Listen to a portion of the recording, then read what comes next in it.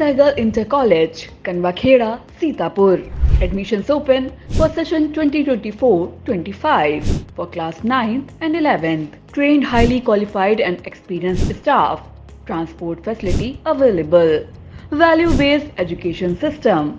Contact now for your children's bright future. Refined oil और process जैसे unhealthy oils ने तो जैसे पूरे मार्केट पर कब्जा ही कर लिया है, मगर अब आप इसकी चिंता ना करें, क्योंकि आ गया है वंश कोल्हू का प्योर सरसों कच्ची घानी ऑयल। लकड़ी कोल्हू मेथड से तैयार, ये है नेचुरल और हेल्दी भी। वंश कोल्हू प्योर सरसों कच्ची घानी ऑयल के साथ। वंश कोल्हू, तेल से ही मिलेगा यहीं। नमस्कार, स्वागत है आपका आई इंडिया पर और आपके साथ मैं हूं प्रियांशु मिश्रा। नमस्कार, मैं हूं डॉक्टर पंकज सिंह गौर। तो हम बात करेंगे यूपी की कन्नौज लोकसभा सीट की, जो हमेशा से चर्चा में रही है और मौजूदा समय अगर देखा जाए तो एकाएक फिर से वो चर्चा में आ गई है। और इस खबर में हम बात करेंगे कन्नौज लोकसभा सीट के राजनीतिक इतिहास की, कि कौन से सांसद यहां पर चुने गए हैं और कौन से बड़े नाम यहां पर हार भी चुके हैं। इसके अलावा आपको बता दें कि कन्नौज लोकसभा सीट पर सूबे के पूर्व मुख्यमंत्री और सपा मुखिया अखिलेश यादव ने भी अपना नामांकन दाखिल कर दिया है। तो एकाएक फिर से ये सीट हॉट सीट बन गई है और उनका मुकाबला किससे माना जा रहा है, इन तमाम जानकारियों के लिए आपको हम सीधे ले चलते हैं आई इंडिया के editor in chief doctor Pankaj Singh Gaur ji के पास। तो सर बताइए कि कन्नौज लोकसभा सीट पर वर्तमान में अभी क्या हलचल है, और अगर राजनीतिक इतिहास पे हम सर नजर डालें तो कौन कौन से बड़े नाम वहां जीते हैं और उन्हें हार का स्वाद भी चखना पड़ा है सर। देखिए प्रियांशु, आपको बता दें कि इस वक्त इंडिया पर अहम जानकारी आ रही है कि नाना करते हुए अखिलेश यादव ने आखिरकार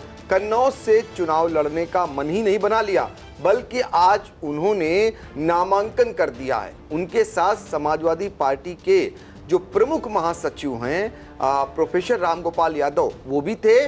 और एक दो दिन पहले जिस नाम की घोषणा हुई थी कन्नौज से चुनाव लड़ने की, तेज प्रताप यादव जो पूर्व सांसद रह चुके हैं, वो भी उनके साथ मौजूद थे।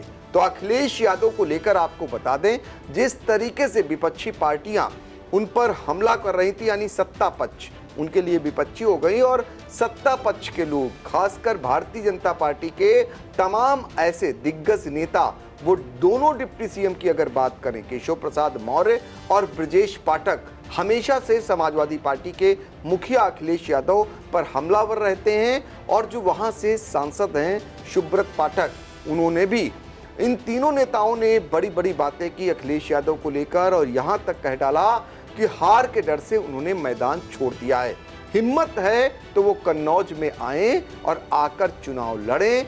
सुब्रत पाठक ने तो यहां तक कहा कि उनकी जो पत्नी है डिंपल यादव, उनको उन्होंने चुनाव हराया है और अखिलेश यादव अगर चुनाव लड़ते हैं तो उनको भी हराएंगे। सुब्रत पाठक ने यहां तक और कहा कि अब चुनाव होगा, अन्यथा की स्थिति में अभी तक चुनाव हुआ ही नहीं था। यानी अखिलेश यादव के सामने आने से अब चुनाव होगा, अब चुनाव में मजा आएगी और वो अखिलेश यादव को भी हराएंगे। फिलहाल ये तो आने वाला वक्त बताएगा कि कौन जीतेगा कौन हराएगा, तो मतदाता तय करेगा। लेकिन सबसे बड़ी बात प्रियांशु, कन्नौज लोकसभा सीट को लेकर ये है कि यहाँ पर इत्र जो फेमस है वो इस बात को लेकर भी फेमस है कि जो राजनीतिक यहाँ की पृष्ठभूमि है वो ये है कि दिग्गजों को ये इलाका पटकनी भी देता है और गले भी लगाता है। तो दोनों चीजें यहाँ पर हैं। बड़े बड़े दिग्गजों को यहाँ पर जिताने का भी काम किया और उन्हें हराने का काम किया। हारने वालों में नाम सुनकर आप हैरान रह जाएंगे। हारने वालों में यहाँ पर शीला दीक्षित भी रही, जो दिग्गज कांग्रेसी नेता रही और दिल्ली की मुख्यमंत्री रही, लगातार मुख्यमंत्री रही 15 साल तक, और उनकी अपनी तूती बोलती थी। तो कन्नौज से उन्हें जनता ने गले भी लगाया और उन्हें हराने का भी काम किया। इसके अलावा अगर बात करें तो डिंपल यादव को यहाँ पर क्षेत्र के मतदाताओं ने जिताया भी और हराया भी। तो आप अंदाजा लगा सकते हैं कन्नौज के मतदाताओं का मिजाज कैसा है। यहाँ कोई अपने आप को बहुत दिग्गज भी नहीं माने और ये भी ना माने कि उसे वो गले भी नहीं लगाएंगे, ऐसा भी नहीं करते हैं। तो आपको यहाँ के आंकड़े समझाने का प्रयास करेंगे। फिलहाल आप आई इंडिया पर वो तस्वीरें देख सकते हैं जब समाजवादी पार्टी के मुखिया अखिलेश यादव अपना नामांकन कर रहे हैं और वो नामांकन की सीधी तस्वीरें आई इंडिया आपको दिखा रहा है कि किस तरह नामांकन करने पहुंचे हैं। और अखिलेश यादव अब लोकसभा चुनाव में उतर चुके हैं, तो अंदाजा लगा सकते हैं कि इस बार का लोकसभा चुनाव समाजवादी पार्टी कितना गंभीरता से लड़ रही है ये साबित हो रहा है, क्योंकि अखिलेश यादव के परिवार के तमाम ऐसे सदस्य जो इस समय चुनावी मैदान में हैं, उनमें खुद उनकी पत्नी डिंपल यादव मैनपुरी से हैं और उनके भाई जो है वो आजमगढ़ से हैं एक भाई, और एक चाचा के बेटे और भाई जो है वो संभल से हैं।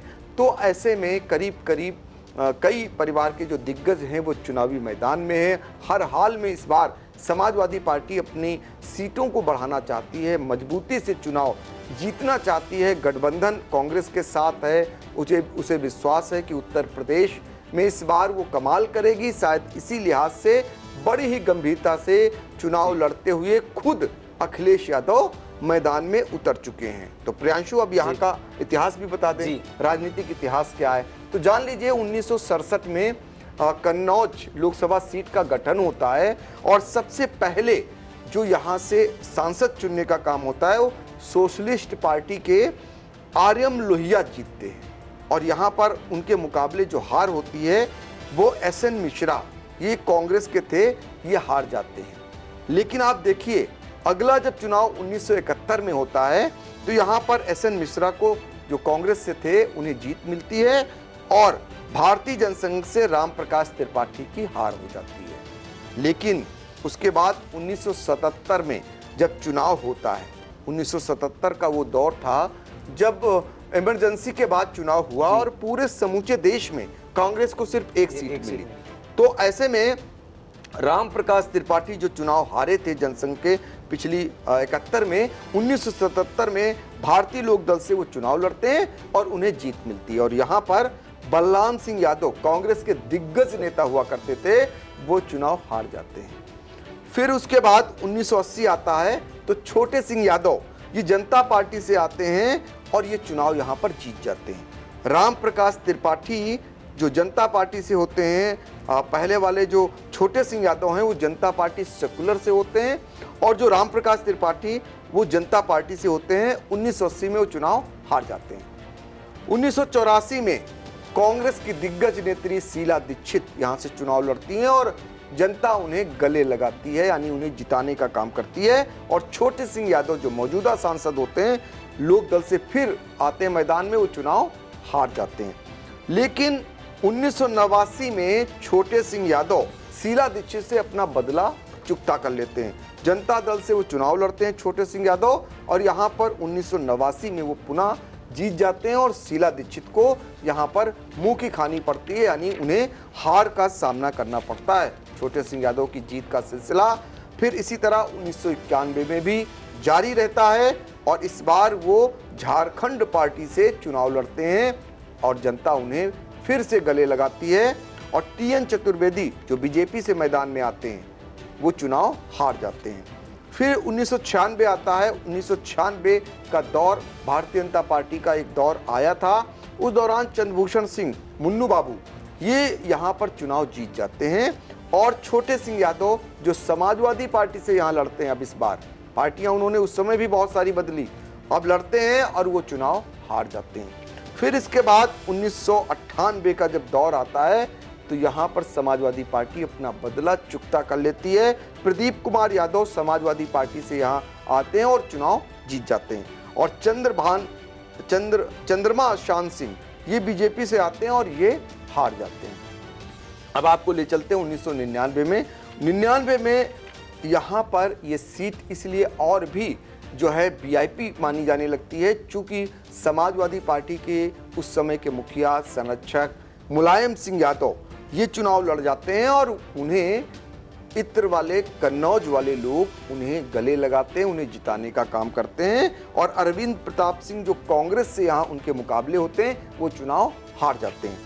अब आपको 2004 के लोकसभा चुनाव की बात करें तो यहाँ पर मुलायम सिंह के बजाय अखिलेश यादव को लड़ाया जाता है और अखिलेश यादव यहाँ पर समाजवादी पार्टी से चुनावी मैदान में उतरते हैं और उन्हें जनता जिताने का काम करती है।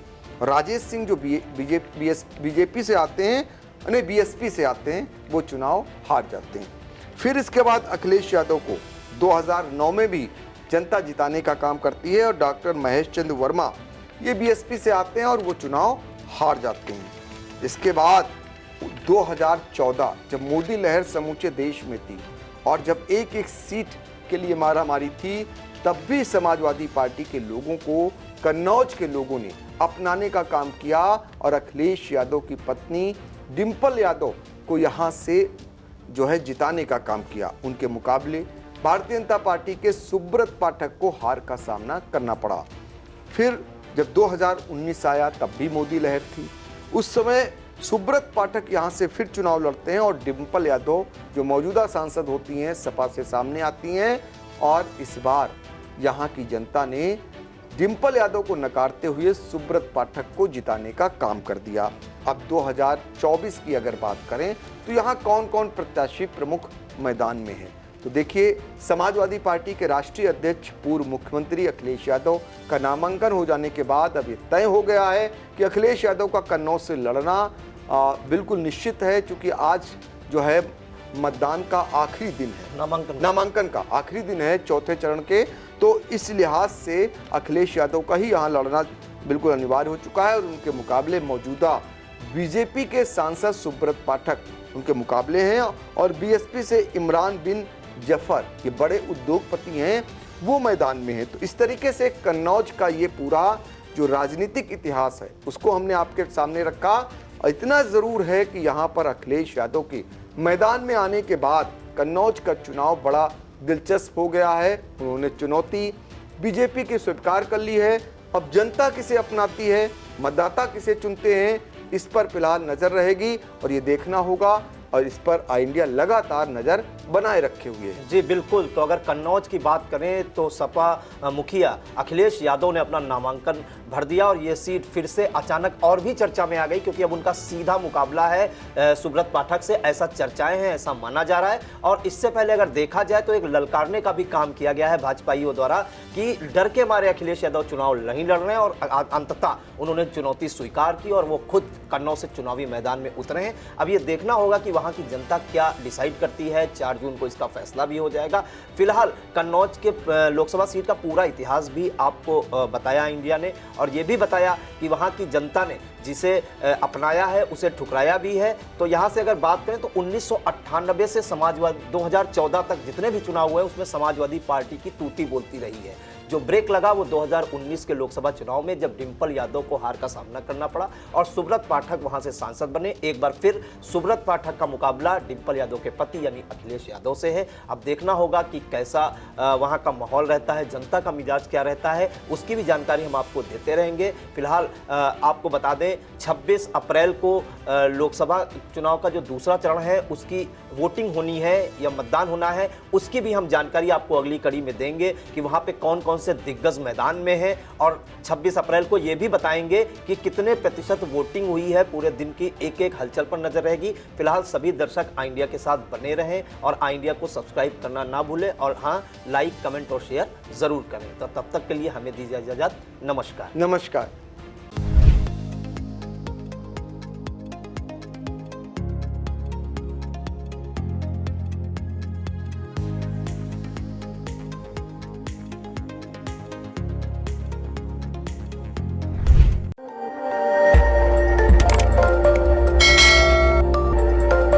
खबर आपकी, नजर हमारी। देखते रहिए आई इंडिया।